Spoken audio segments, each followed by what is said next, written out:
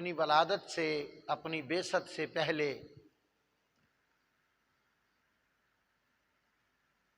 صدیوں پہ صدیاں گزری، زمانوں پہ زمانے بیتے، ہمارے آقا صلی اللہ علیہ وآلہ وسلم کے چرچے ہوتے رہے، تذکار خیر ہوتے رہے، انبیاء کرام اپنی امتوں میں، اللہ رب العالمین اپنی کتابوں میں پیارے حبیب صلی اللہ علیہ وسلم کے تذکرے، آپ کے صفات، آپ کے اوصاف حمیدہ اور خصائل رفیہ کا تذکرہ مبارک فرماتا رہا۔ ہمارے آقا صلی اللہ علیہ وسلم اپنے ظہور اور اپنی بعثت سے پہلے بھی کائنات کے اندر رحمتیں، محبتیں بکھیرتے رہے، اپنے فیضان کرم سے ساری دنیا کو منور فرماتے رہے۔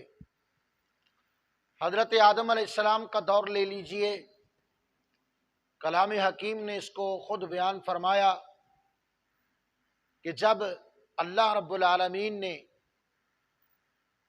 آپ کو زمین میں بھیج دیا تو آپ اللہ رب العالمین کی فرقت اور زمین پہ تشریف آوری پر حیران اور پریشان ہوئے کہ جنت میں بہاریں دیکھی تھیں، دنیا کی زندگی کے تقاضے اور حالات، مسائل اور معاملات کچھ جدا تھے، اور جنت کی زندگی تو بے مثال زندگی تھی۔ حضرت آدم علیہ السلام زمین پہ تشریف لائے، اللہ رب العالمین کی بارگاہ میں رجوع کیا۔ آپ اس قدر روئے کہ آپ کے چہرہ منور پر دونوں طرف آنسو بہنے کی وجہ سے نالیاں پڑ گئیں، اتنا خدا تعالیٰ کے حضور روئے۔ پھر ایک دن یاد آیا کہ اللہ رب العالمین نے جب مجھے تخلیق کیا، میرے خاکی جسم میں روح ڈالا، تو میں نے اپنی آنکھوں سے دیکھا تھا عرش الہی کے ماتھے پر کلمہ طیبہ لکھا تھا، لا الہ الا اللہ محمد رسول اللہ۔ اس وقت بھی میرے خیال گزرا کہ اللہ رب العالمین نے اپنے پاک نام کے ساتھ جس کے نام کو جوڑ دیا ہے، یہ کوئی نام بڑی عزت والا نام ہے۔ پھر اللہ رب العالمین نے مجھے زندہ کیا، فرشتوں سے سجدہ کروایا، میرے اور میری بیوی کے لیے حکم ہوا، انتا وزوجک الجنہ، تو اور تیری بیوی جنت میں رہا کرو۔ تو جب میں جنت میں داخل ہونے لگا تو جنتی فرشتوں کا جو گروہ تھا مجھے سلامی دینے آیا، ان کے ہاتھوں پر بھی لکھا تھا لا الہ الا اللہ محمد رسول اللہ۔ مجھے جنت کی خازن نے چابی پیش کی تو میں نے جنت کی کنجی پر بھی دیکھا، یہی لکھا تھا لا الہ الا اللہ محمد رسول اللہ۔ جب میں قریب گیا جنت کا دروازہ کھولنے کے لیے، تالے کے قریب ہوا تو تالے پر بھی یہ لکھا تھا لا الہ الا اللہ محمد رسول اللہ۔ جنت میں داخل ہوا تو حوران بہشتی کے بہت بڑے گروہ نے مجھے سلام عرض کیا، تو ان حوروں کی پیشانیوں پر بھی یہی کچھ لکھا تھا لا الہ الا اللہ محمد رسول اللہ۔ مجھے حوض کوثر کا مشاہدہ کروایا گیا۔ جب میں نے دیکھا کہ حوض کوثر پر اتنے پیالے تھے جتنے آسمان کے ستارے، تو ہر پیالے پر یہی کندہ تھا لا الہ الا اللہ محمد رسول اللہ۔ جب مجھے پانی کی، دودھ کی اور شہد کی نہروں پر وارد کیا گیا تو میں نے ان ساری نہروں کے پاروں کے اوپر لمبی لائن اور قطار جو درختوں کی دیکھی تو ہر درخت کے ہر پتے پر یہی کچھ لکھا تھا، لا الہ الا اللہ محمد رسول اللہ۔ جب میں نے جنت کے قصور کا، محلات کا مشاہدہ کیا تو جنت کے ہر محل وہ سونے کا تھا یا چاندی کا تھا، یہ سفید موتی کا تھا یا سرخ زمرد یاقوت کا تھا، ہر محل کی پیشانی پر بھی یہی کچھ لکھا تھا، لا الہ الا اللہ محمد رسول اللہ۔ معلوم یہ ہوتا ہے کہ اللہ رب العالمین کو یہ نام بڑا ہی پیارا ہے، تو کیوں نہ میں اس نام کے واسطے سے بارگاہ الہی میں کچھ عرض کر دوں۔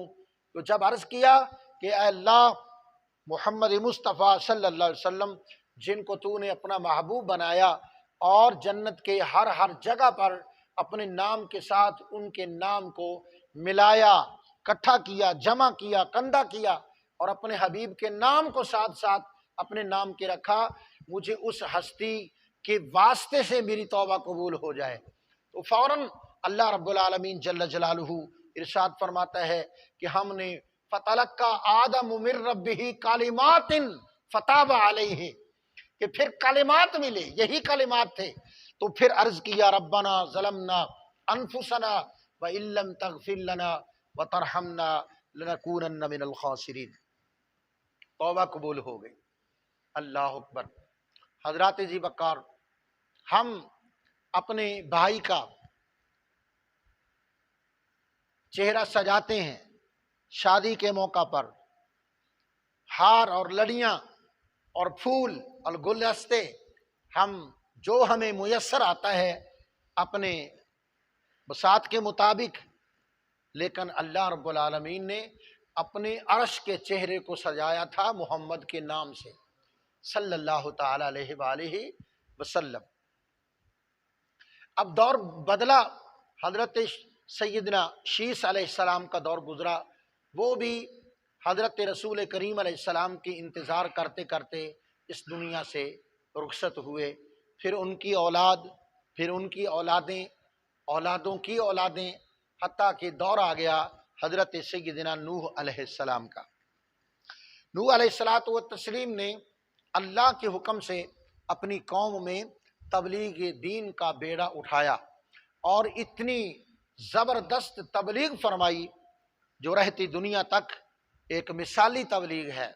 قرآن کریم نے حضرت نوح علیہ السلام کی تبلیغ کو بئی الفاظ بیان فرمایا ہے 20ویں پارے میں، وَلَقَدْ أَرْسَلْنَا نُوحًا إِلَىٰ قَوْمِهِ فَلَبِثَ فِيهِمْ أَلْفَ سَنَةٍ إِلَّا 50 عَامًا، کہ ضرور ہم نے حضرت نوح علیہ السلام کو بھیجا ان کی قوم میں، آپ ان میں 50 سال کم 1000 سال، یعنی 950 سال آپ جلوہ فروز رہے کہ تم اللہ وحدہ لا شریک کی عبادت کرو، جس کے بغیر کوئی الہ نہیں ہے، جس کے بغیر کوئی خدا نہیں ہے۔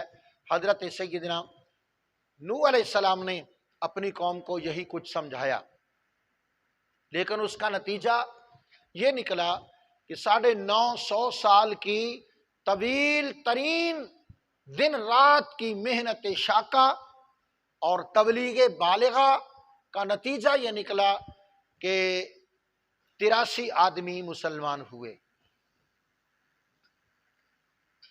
950 سال میں، اور 83 آدمیوں کو بھی مفسرین نے یوں تفصیل سے لکھا کہ 72 باقی امت کے لوگ تھے اور تقریباً 10 آدمی خاندان کے تھے۔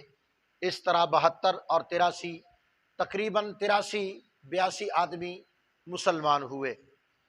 حضرت سیدنا نوح علیہ الصلوۃ والتسلیم کو انہوں نے اتنی تکلیفیں دیں کہ آپ کا لوگوں کو نام ہی بھول گیا۔ آپ کا نام تھا عبد الغفار، عبد الغفار آپ کا نام تھا۔ تو پھر نوح کیوں کہا گیا؟ نوح نوحہ سے ہے، چلانے والا، چیخنے والا، رونے والا۔ آپ اللہ تعالیٰ کی وحدانیت کی تبلیغ فرماتے تھے، لوگ جواباً پتھر مارتے تھے، اور ساری قوم اتنے پتھر مارتی تھی کہ آپ پتھروں کے اندر دب جاتے تھے، آپ پتھروں کے اندر دفن ہو جاتے تھے۔ پھر کسی کو کوئی رحم آتا کبھی، جی ان بے رحموں میں سے کوئی ہوگا ایسا کہ جس کو کوئی رحم آ جاتا ہوگا، وہ پتھروں کو ہٹا کر آپ کو نکالتا کہ آئندہ اللہ تعالیٰ کی وحدانیت کی تبلیغ سے باز ہی رہو، تمہاری جان کو خطرہ ہے۔ جو ہی آپ سنبھلتے، اللہ کا نام پھر سے بلند فرماتے، پھر سے اللہ کی توحید۔ تو یہ کام کب تک ہوا؟ کتنا عرصہ ہوا؟ 950 سال ہوا۔ تو لوگوں کو آپ کا نام ہی بھول گیا، پہلے چلے گئے، پھر پیدا ہوئے، پھر چلے گئے، لوگ آتے جاتے رہے، دنیا بدلتی رہی، لیکن آپ کا مضمون نہیں بدلا۔ آپ نے یہی اپنی امت سے کہا، لا الہ الا اللہ، اللہ کے سوا کوئی معبود متصور نہیں ہے۔ تو لوگ آپ کا نام ہی بھول گئے۔ عبد الغفار سے آپ کو نوح یعنی نوحہ کرنے والا، چیخنے چلانے والا